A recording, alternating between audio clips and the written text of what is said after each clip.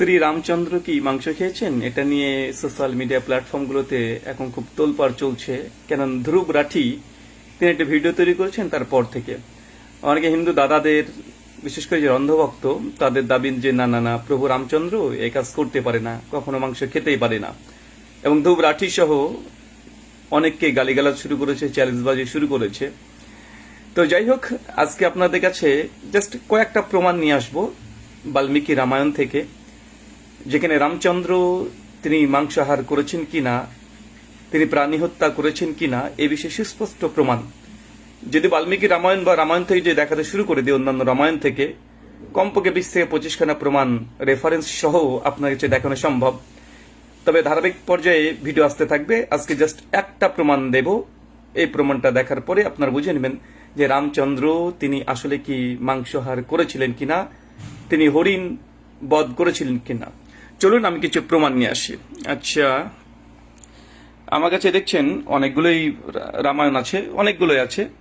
এটা বাল্মীকি রামায়ণ, এটা কীর্তিবাসী রামায়ণ, এটা গীতাপীশের কীর্তিবাসী রামায়ণ, এটা আর্য সমাজীদের বাল্মীকি রামায়ণ হিন্দি ভার্সে, এটা গীতাপ্রেসের বাল্মীকি রামায়ণ, এটা রামচরিত মানস আছে, এটা রাজশেখর বসুর বাল্মীকি রামায়ণ, এটা হচ্ছে আরেকটা প্রকাশনী থেকে বাল্মীকি রামায়ণ, এটা কীর্তিবাসী রামায়ণ, তুলসীদাসী রামায়ণ। তো এটা সত্য রামায়ণ, আধ্যাত্মিক রামায়ণ, অনেকগুলো আছে আমার কাছে, আরো অনেকগুলো খোলা আছে। 20খানার উপরে আমার কাছে রামায়ণ প্রায় আমি দেখাতে পারবো। তো চলুন আজকে আমি কয়েকটা জাস্ট দেখাবো, যেখান থেকে আপনারা বুঝতে পারবেন যে রামচন্দ্র আসলেই তিনি প্রাণী হত্যা করে মাংস খেয়েছেন কিনা। এটা বাল্মীকি রামায়ণ, আপনারা দেখতে পাচ্ছেন। বাল্মীকি রামায়ণের সমস্ত কিছু দেখিয়ে দিই, এক সেকেন্ড। এটা হেমচন্দ্র ভট্টাচার্যর কর্তৃক গদ্যানুবাদ বাল্মীকি রামায়ণ, অখণ্ড রাজ সংস্করণ, সাহিত্য তীর্থ পাবলিকেশন থেকে ছাপানো হয়েছে। ঠিক আছে, সাহিত্য তীর্থ থেকে 500 টাকা দাম নিয়েছে। ডিটেল ঠিকানা এখানে দেওয়া আছে। তো আমরা এটার চলে যাব একদম অযোধ্যা কাণ্ড 224 নম্বর পৃষ্ঠা, এর 650 সর্গ, মানে 56 নম্বর সর্গ।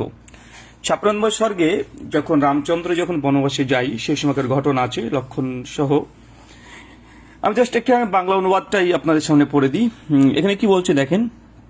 অনন্তর রাম লক্ষণকে কহিলেন, বৎস, তুমি এক্ষণে দৃঢ় উৎকৃষ্ট কণ্ঠ আনিয়া গৃহ প্রস্তুত করো। মানে রামচন্দ্র লক্ষণকে বলছে, যেহেতু বনবাসে চলে গেছে জঙ্গলে, তো হে আমার ভাই, তুমি এই যে উৎকৃষ্ট কষ্ট মানে কাঠ নিয়ে আসো, বন থেকে নিয়ে আসো, এবং একটা গৃহ প্রস্তুত করো, মানে একটা ঘর নির্মাণ করতে বলছে থাকার জন্য। চিত্রকূটে বাস করিতে আমার অত্যন্তই অভিলাষ হইয়াছে। লক্ষণ রামের আদেশ মাত্র অরণ্য হইতে নানা প্রকার বৃক্ষ আনিয়া